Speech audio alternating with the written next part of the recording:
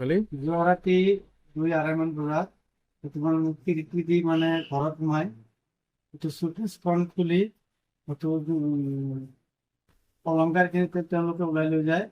সেইটো তাৰ লগতে পইচা আছিল, পইচাখিনিয়ে লৈ যায়।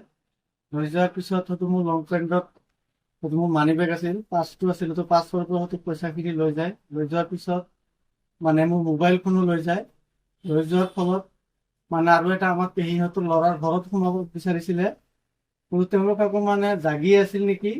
সিহঁতে গম পোৱাৰ পিছত তেওঁলোকে কৈছে কোন হয় বুলি যেতিয়া মানে তেওঁলোকক মাত দিছে, দিয়াৰ লগে লগে তেওঁলোকে মানে দৌৰ মাৰি ওলাই গৈছে। তো আমি চিঞৰ বাখৰ শুনা পাই আমি উঠিলো। উঠাৰ পিছত মানে খুজি চালো, হয়তো আমি ক'তো পোৱা নাই। হয়তো ঘূৰি আহি মানে চালো, হয়তো মানে মোৰ চুকেছৰ পৰা অলংকাৰখিনি আছিল, তেওঁলোকে লৈ গৈছে। মোৰ মোবাইলটো লৈ গৈছে, পইচা আছিল, পইচাখিনিও লৈ কি গৈছে। কি অলং তো ওপৰ মানে মানে গলৰ হাৰ লৈছে দুখন, হয়তো মোৰ ছোৱালীৰ পায়েল আছিল এযোৰ, সেইটো লৈ গৈছে।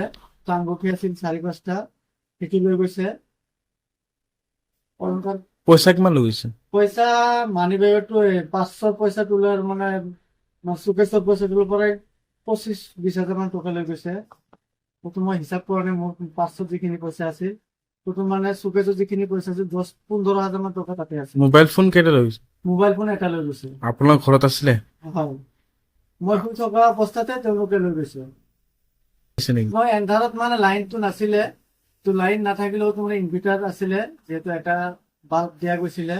পুলিচ প্ৰশাসনত মানে সেইটো মানে মোৰ মোবাইলটো হেৰাইছে, যিটো অলংকাৰখিনি হেৰাইছে সেইটো মানে মোৰ এজাহাৰখনটো দিব লাগিব, যিহেতু মোৰ মোবাইলটো হেৰাইছে। যদি চিমখনৰো কথা আছে, সেইটো মই ভাবিছো মানে এজাহাৰখন দিম বুলি ভাবিছো। কি ক'ব?